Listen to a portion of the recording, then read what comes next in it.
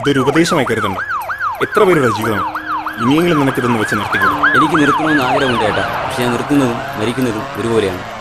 ഞാൻ പറയേണ്ടത് പറഞ്ഞു. നീ നിന്നെ തന്നെ സൂക്ഷിക്കും.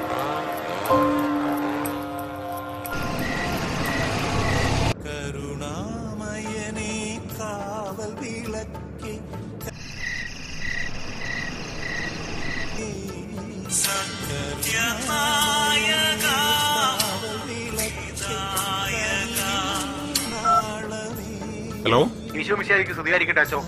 എപ്പോഴും സ്തുതിയായിരിക്കട്ടെ. നീ വിളിച്ച കാര്യം പറ പൗലോസേ. ഈ പാതിരാത്രി പള്ളിമേടെ തുറന്നിട്ട് അച്ഛൻ ഇത് എങ്ങോട്ടാ പോയത്? തനിക്കെന്താ കണ്ണ് കാണാൻ മേലെ?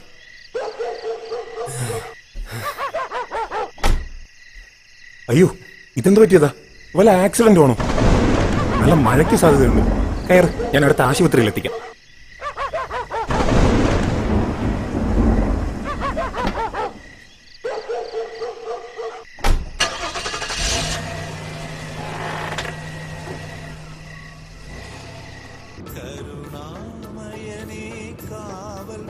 എന്റെ പേരെന്താണ്? റെഡി. സത്യത്തിൽ എന്താണ് സംഭവിച്ചത്? താൻ ഇതുവരെ അതേപ്പറ്റിയൊന്നും പറഞ്ഞില്ല. ഞാൻ ഒരാളെ കൊന്നു.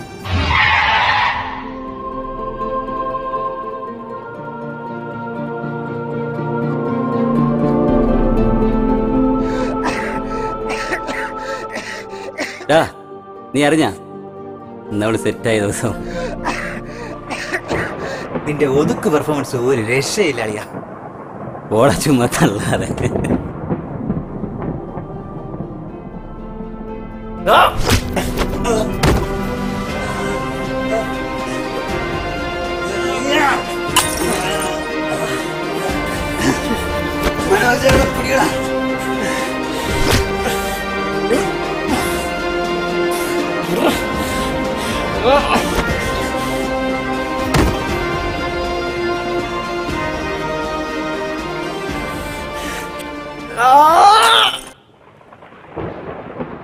ആരാണയാൾ? എന്തിനാ നീ അവനെ കൊന്നേ?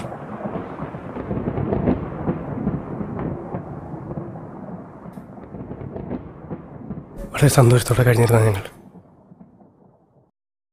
അവിചാരിതമായ ഒരു ആക്സിഡന്റ് അച്ഛനമ്മ ഞങ്ങൾ നടത്തി മാറ്റി. പക്ഷെ ആ കുറവറിയത് ചലവള് വളർത്തിയത് എൻ്റെ പുല്ലോപുരാരിയത്തെ.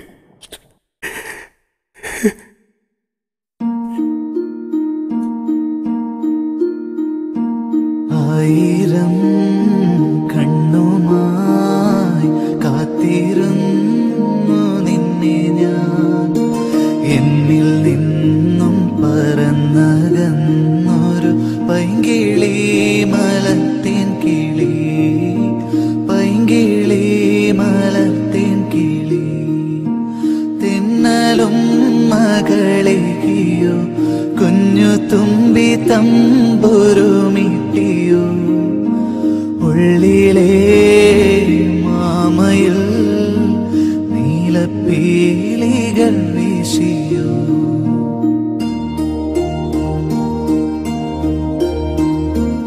എന്റെ ഓർമ്മയിൽ പൂത്തു നിന്നൊരു മഞ്ഞ മന്ദാരമേ, എന്നിൽ നിന്നും പറന്നു പോയൊരു ജീവചൈതന്യമേ.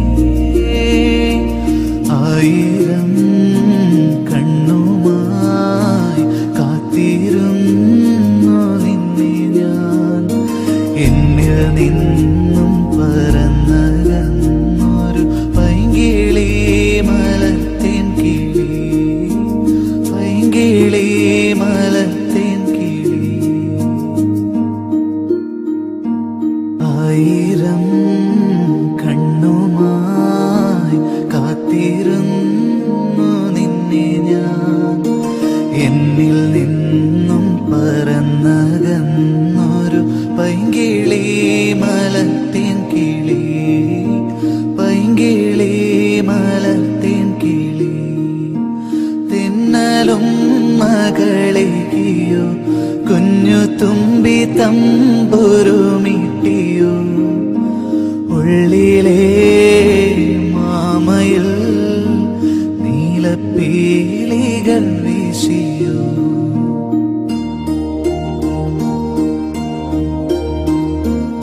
എന്റെ ഓർമ്മയിൽ പൂത്തു നിന്നൊരു മഞ്ഞ മന്ദാരമേ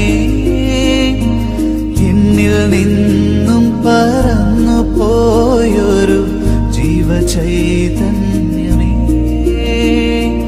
ആയിരം കണ്ണുമായി കാത്തിരുന്നു നിന്നെ ഞാൻ എന്നിൽ നിന്നും പറന്നകന്നൊരു പൈങ്കിളി മലർത്തേൻ കിളി പൈങ്കിളി മലർത്തേൻ കിളി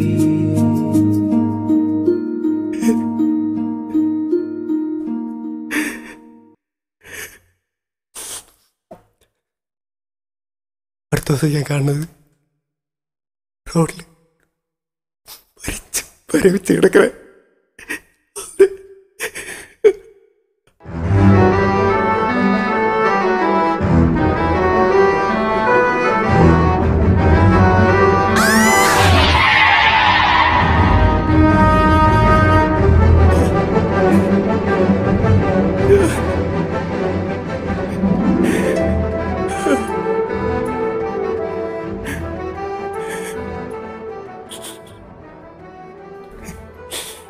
ഞാനതിന് പകരം വേണ്ടി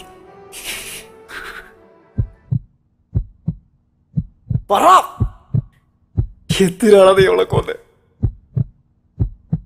ഒന്നുപോലെ നോക്കിയാലടാ ഞാൻ അവളെ ഞാനെല്ലാം പറയാം.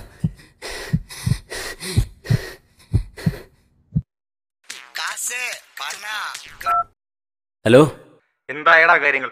വല്ലതും നടക്കുമോ? എല്ലാം ഞാൻ പറഞ്ഞ പോലെ നടക്കുന്നുണ്ട്. അവൾ എൻ്റെ കൂടെ ഇറങ്ങി വരാമെന്ന് പറഞ്ഞു. നന്നായി. നീ ഞാൻ വിചാരിച്ചതിനേക്കാൾ മിടുക്കനാണല്ലോ. കാശ് ഇന്ന് തന്നെ നിന്റെ അക്കൗണ്ടിലേക്ക് ഇട്ടേക്കാം. പിന്നെ അറിയാലോ, റിസ്ക് മൊത്തവും എൻ്റെ തലയിലാണ്. അത് ഓർമ്മ വേണം. അതൊക്കെ അറിയാമടാ. 50,000 അധികം ഇട്ടിട്ടുണ്ട്. അതിൽ തീരാവുന്ന റിസ്ക് ഒക്കെ അല്ലേ ഉള്ളൂ. ഞാനല്ല അവളെ കൊന്നത്. ഞാനൊരു തെറ്റ് ചെയ്തിട്ടില്ല. എന്നെ വെറുതെ വിടണം. അതെടാ, നീയല്ല, ഞാനാ തെറ്റുകാരാണ്. നീയൊക്കെ കൊല്ലാണ്ട് ഇത്ര കാലം വെറുതെ വിട്ടില്ലേ?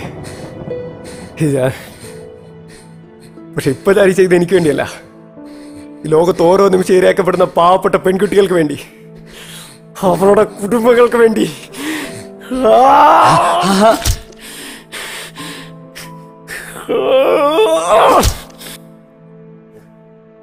മരിക്കുന്നത് വരെ അവന് പിന്നിൽ ആറുന്ന സത്യം അവൻ എന്നോട് പറഞ്ഞില്ല. പക്ഷെ അവന്റെ ഫോൺ എനിക്കത് കാട്ടിത്തന്നു.